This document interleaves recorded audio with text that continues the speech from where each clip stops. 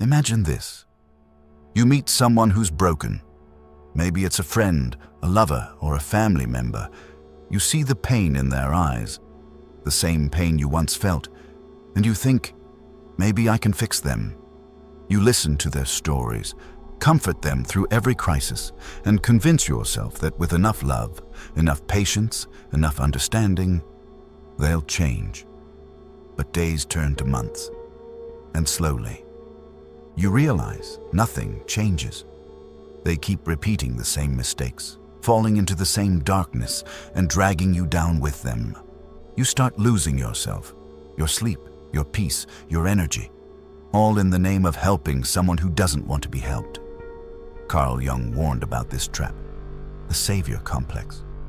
He said, the most dangerous thing is projecting your own light onto someone who refuses to see theirs. When you try to save people, you're often not seeing them as they are. You're seeing what you want them to be. You're projecting your own inner potential, your light, onto a person who may not be ready to confront their own shadow. It's not compassion that drives you anymore, it's ego. You want to be the one who saves them, the one who heals them, the one they thank when they finally rise. But Jung's dark truth is this. People don't change because you want them to. They change only when the pain of staying the same becomes unbearable. Until then, you're not saving them, you're only shielding them from the consequences that could awaken them.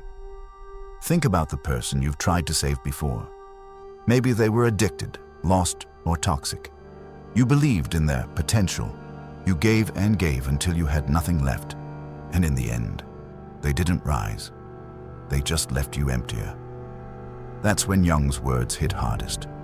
No tree can grow to heaven unless its roots reach down to hell.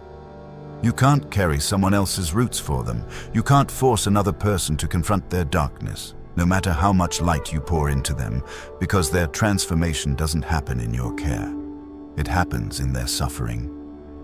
The painful truth is, saving others can become the most subtle form of control. It looks noble, but underneath it hides fear. Fear of watching people destroy themselves, fear of helplessness, fear of losing them. But real love isn't about control. It's about freedom. It's about allowing someone to face their own demons, even if it means they might fall. That's Jung's message to those who love too deeply, to those who carry others' pain as their own. You can guide, you can inspire, but you cannot save. Because sometimes, saving them means letting them break. Sometimes, healing means walking away. And sometimes, the person who most needs saving is you.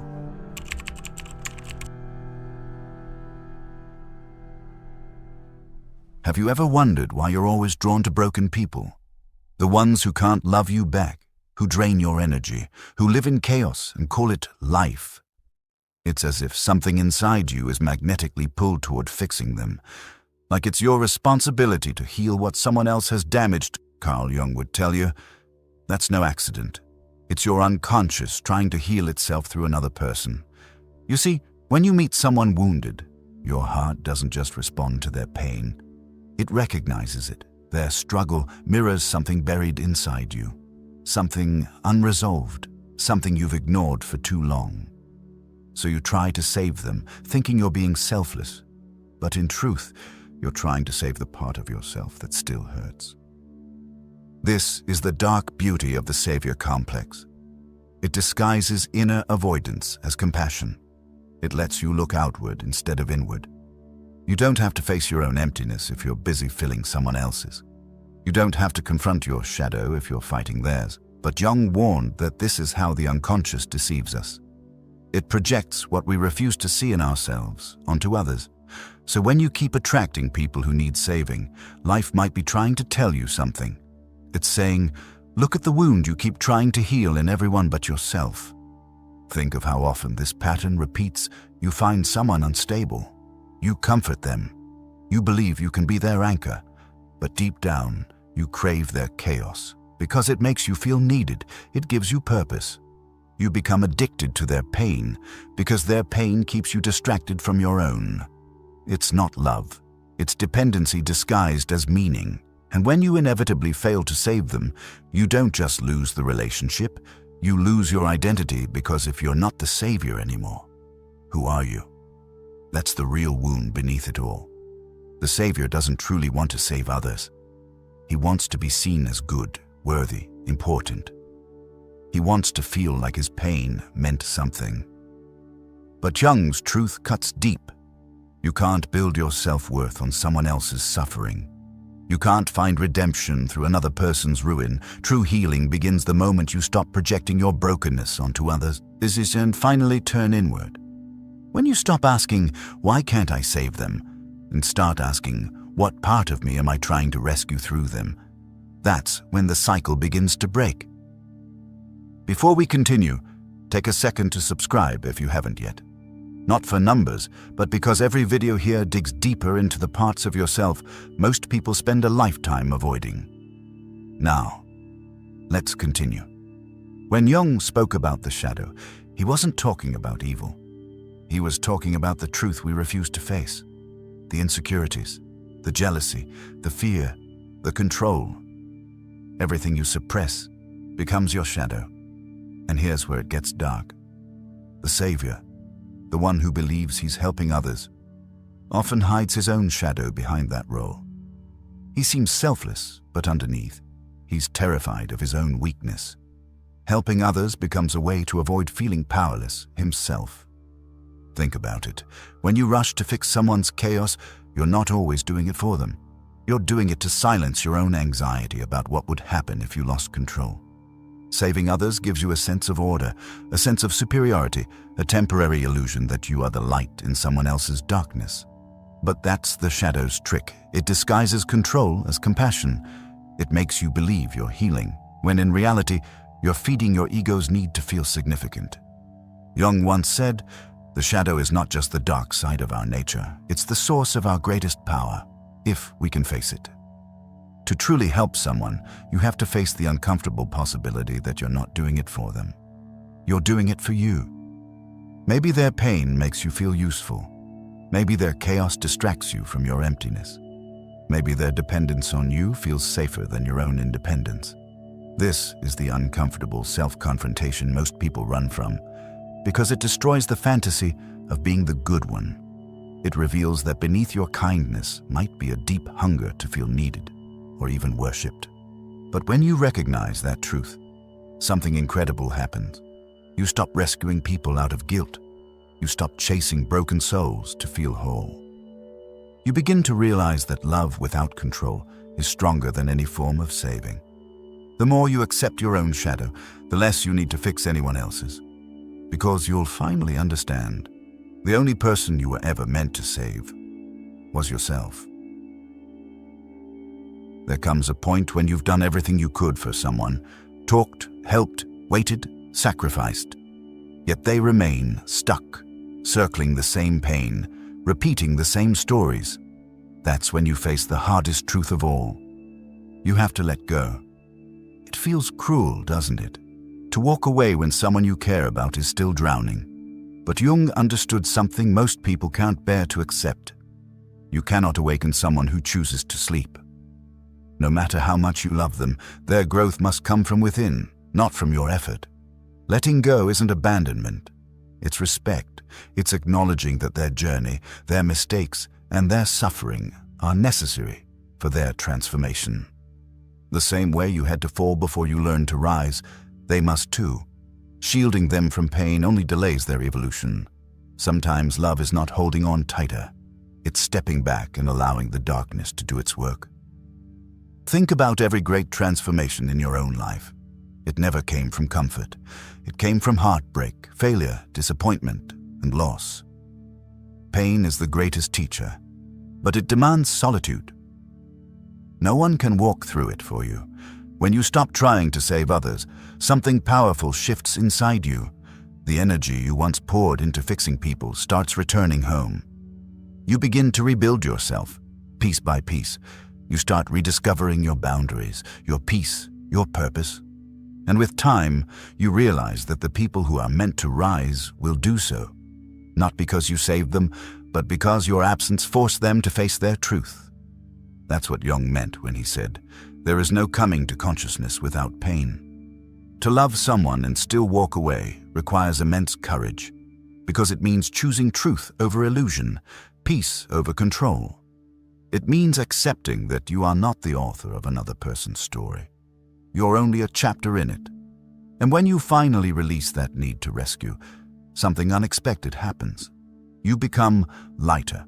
The world no longer drains you. You start attracting people who carry their own weight, who don't need saving, they want growing. And that's the kind of connection that heals, not wounds. Letting go isn't the end of love. It's the purification of it. It's love without chains, without fear, without ego. It's the moment you stop saying, "I'll save you," and start saying, "I believe in your power to save yourself." That's the freedom Jung spoke of, the liberation that comes when you stop trying to fix the world and start healing your place in it. At some point, you realize that every person you tried to rescue was a reflection of yourself, a mirror showing you what you refused to face. And in that moment of quiet clarity, something inside you breaks, but in the best possible way. Because for the first time, you stop reaching outward, you stop playing God in someone else's life, and you turn inward, toward the only person you are ever truly responsible for saving. Carl Jung believed that the greatest act of service is self-transformation. He said, "The world will ask you who you are, and if you do not know, the world will tell you." When you constantly chase broken people, it's often because you don't yet know who you are without the role of the savior. You mistake purpose for pain. You confuse love with sacrifice. You attach your worth to how much you can endure for others. But when you stop trying to save everyone, you're left with a haunting silence. The silence of finally meeting yourself. It's uncomfortable at first, because saving others is easy compared to facing your own shadow. It's easier to fix someone else's chaos than to sit with your own emptiness. But that silence, that confrontation with your inner self, is where your real healing begins. You start to see the difference between love and attachment, between compassion and control.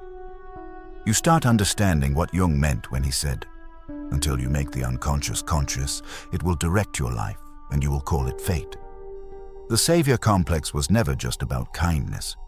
It was your unconscious begging for acknowledgement, the part of you that was ignored, unloved, unseen, tried to find meaning through fixing others. Because deep down, you thought, if I can save them, maybe I'll finally prove I'm enough. But the truth is, you were always enough.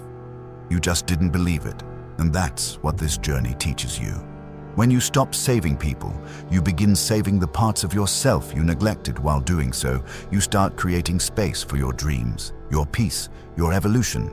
The energy you used to spend holding broken souls now builds the life you were meant to live.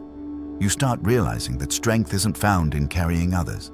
It's found in carrying yourself. Here's the paradox. Jung uncovered, by healing yourself, you do begin to heal others. Not through force, but through presence. When you live authentically, your light becomes contagious. When you embody self-awareness, you become a mirror for those ready to awaken. You don't have to preach or fix. You simply are. And that silent example has more power than any act of rescue ever could. Think of it this way. The sun doesn't chase flowers to make them bloom. It just shines, and everything that's ready grows toward it. That's what you must become. Not a savior, not a martyr, but a light that stands firm, calm, grounded, self-possessed, and those who are ready to rise will find their way to that light on their own. Those who aren't, won't, and you'll finally be at peace with that. Because the truth is, not everyone wants to be saved. Not everyone is meant to grow with you. Some are meant to teach you how to let go. Some are meant to show you the limits of love, the cost of attachment, the pain of illusion.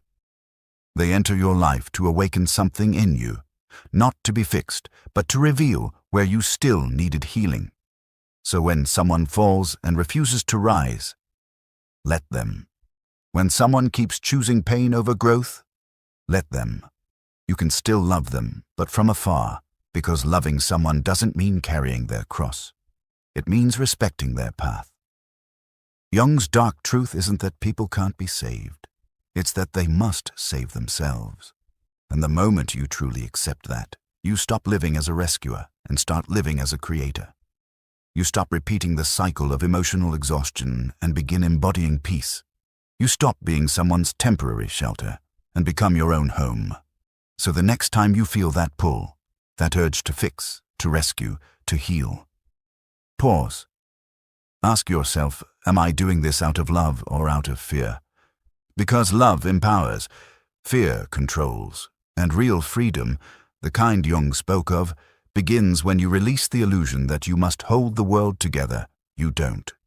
You only need to hold yourself. Let that truth settle in your bones, and watch how your life changes, because the moment you stop trying to save others is the exact moment you finally save yourself.